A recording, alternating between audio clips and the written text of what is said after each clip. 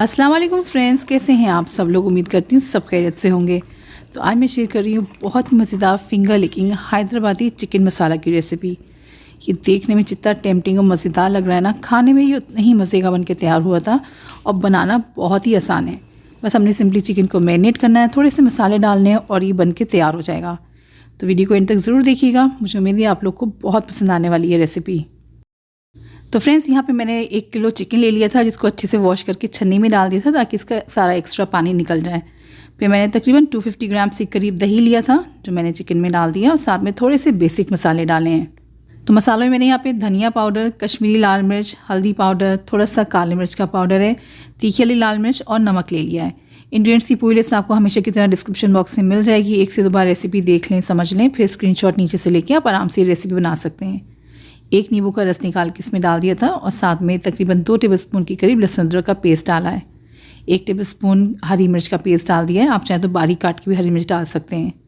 फिर मैंने यहाँ पे 2 मीडियम साइज़ की प्याज को सुनहरा कर लिया था, गोल्डन ब्राउन करके इसमें हल्का सा क्रश करके डाल दिया है।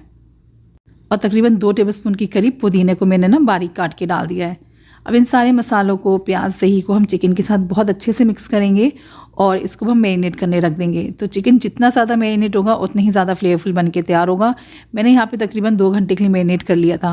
अगर आपके पास टाइम कम है तो फिर भी आधा घंटा ज़रूर दीजिएगा चिकन को मैरिनेट करने के लिए, और उसके बाद ही रेसिपी बनाना शुरू करेंगे।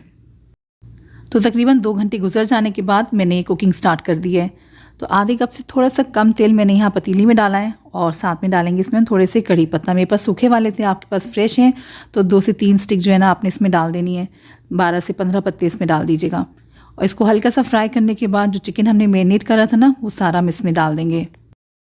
तो फ्लेम को मीडियम टू हाई रखेंगे और हमने चिकन को तकरीबन 8 से 10 मिनट के लिए बहुत अच्छे से भूनना है। थोड़ा सा हाई फ्लेम पे ही चिकन भूनेंगे, इससे जो पानी जो होगा ना दही से और चिकन से जो निकलेगा ना, वो जल्दी से खुशक हो जाएगा। इसकी वजह से जो चिकन है वो ज़्यादा ड्राई बन के तैयार नहीं होगा, अच्छा जूसी चिकन बनेगा। हल्की आँच पे चिकन को गलाया जाता है, भुनाई जो है हमेशा मीडियम टू हाई फ्लेम पर करी जाती है। और ये देखें फ्रेंड्स, बहुत अच्छे से चिकन भुन चुका है। आप देख सकते हैं जितना भी पानी निकला था ना वो सारा खुशक हो चुका है और माशाल्लाह ग्रेवी की शक्ल कितनी खूबसूरत निकल कर आ रही है। तो अब हमें चिकन को गलाना है, तो उसके लिए हम इसमें पानी डालेंगे। तो तकरीबन 1 कप के करीब मैंने पानी डाला था। तो जिस बोल में मैंने चिकन को मैरिनेट किया था ना, उसी को में पानी से उसको क्लीन करके इसमें डाल दिया। कोई भी चीज़ ना वेस्ट नहीं होना चाहिए। सब चीज़ों को हल्के हाथ से मिक्स करेंगे। अब आपने फ्लेम को मीडियम टू लो कर देना है और इसको ढक के पकाएंगे तकरीबन 10 से 12 मिनट के लिए। तो जब तक चिकन सॉफ्ट हो रहा है, हम यहाँ पे एक मसाला तैयार करेंगे। ये ग्रेवी को खुशबू भी देगा और उसकी बॉडी में थिकनेस भी लेकर आएगा।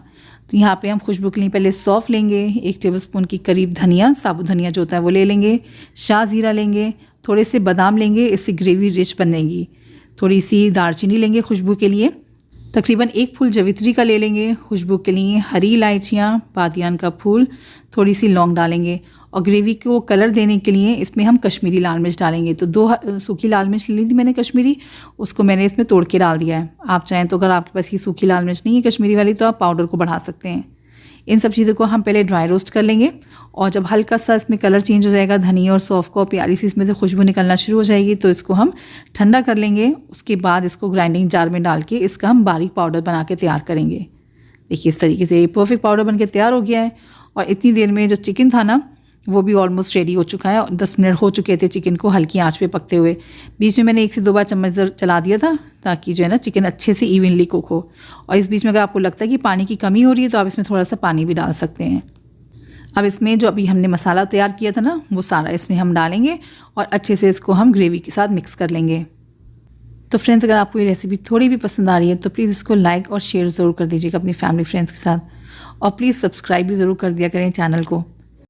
मसाले वाले जार में मैंने आधा कप के करीब पानी को मिक्स करके डाल दिया है। तो ये ग्रेवी जो होती है ना हैदराबादी स्टाइल की, तो ये थोड़ी थिक साइड पे होती है, बहुत ज़्यादा शोरवा नहीं होता है। लेकिन आपको थोड़ा पतला शोरवा रखना है तो आप पानी ज़्यादा डाल सकते हैं। लेकिन थिक मसाले वाला ही सालन जो है ना, ये नान और ख़मीरी रोटी के साथ खाने में मज़े का लगता है।